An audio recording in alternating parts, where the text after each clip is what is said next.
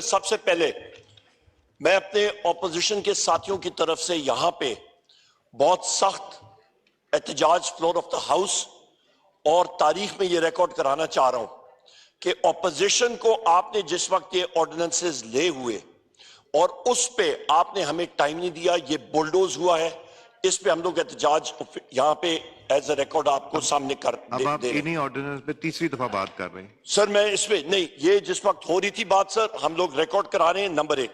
Number دو چیز سر، یہاں پہ جناب اسپیکر آپ یہ کہتے ہیں کہ جی بہت امپورٹنٹ چیز ہے، یہ نہ ہوا تو آسمان نیچے آ جائے گا اور زمین جو ہے وہ الٹی ہو جائے گی۔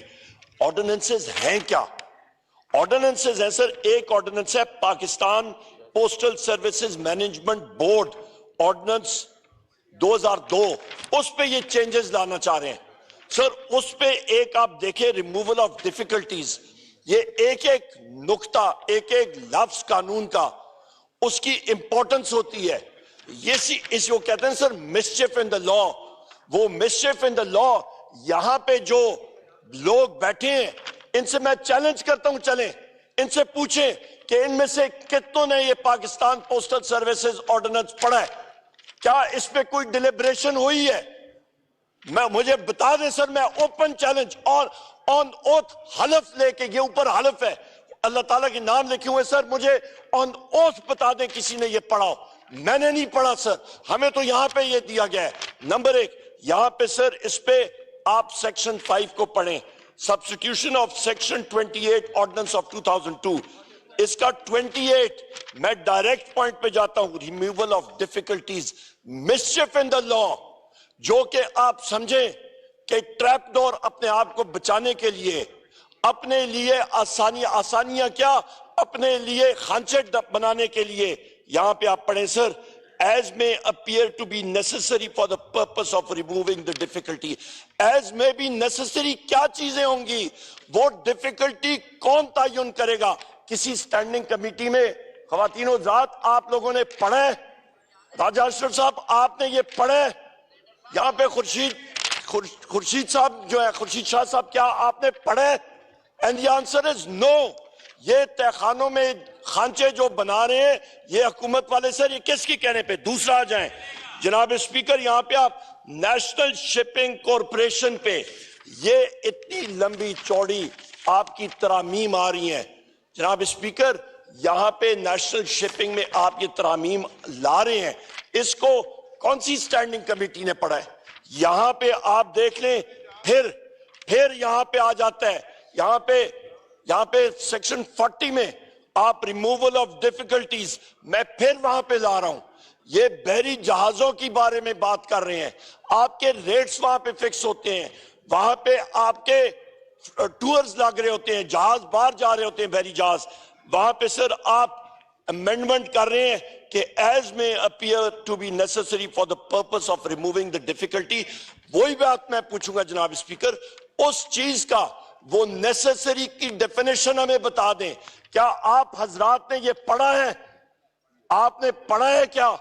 یہ پٹیل صاحب کہہ رہے ہیں نہیں پڑھا سر۔ یہاں پہ دوسری بات آپ دیکھیں کہ ڈیفیکلٹی کون ہے، اس کی کیا کون تعین کرے گا؟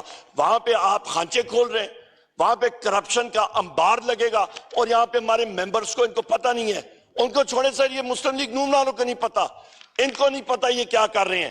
آگے آ جائیں جناب اسپیکر، آپ یہاں پہ ماشاءاللہ آپ کا نیشنل ہائی وے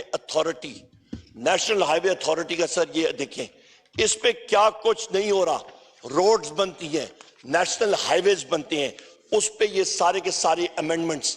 جناب اسپیکر آپ نے تو ہمیں ٹائم ہی نہیں دیا اس کا پڑھنے کے لیے، یہ قانون ہمارے پاس ماہرین قانون بیٹھے ہیں، ان کو ٹائم نہیں ملا اس کا ایکٹ، اس کے آرڈیننسز، اس کا سٹڈی کرنا، اس کا فائنینشل امپیکٹ کیا کرنا۔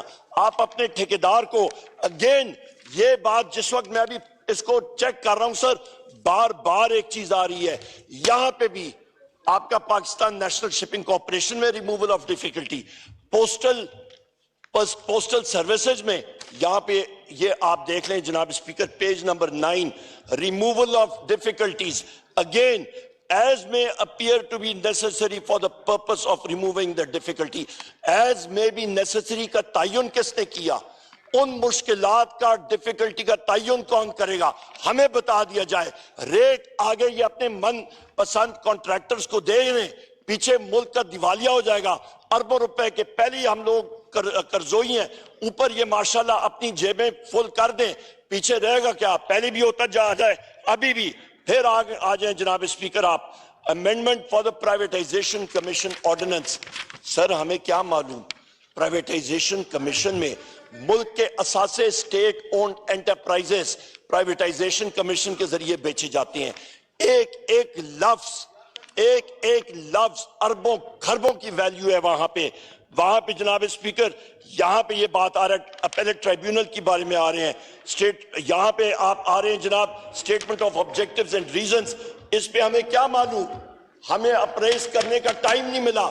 یہاں پہ آپ کرنے جا رہے ہیں پرائیویٹائزیشن, کس کا امپیکٹ؟ یہ نوید قمر صاحب رہ چکے ہیں پرائیویٹائزیشن منسٹر, ان سے پوچھیں اس کا امپیکٹ کیا ہوتا ہے.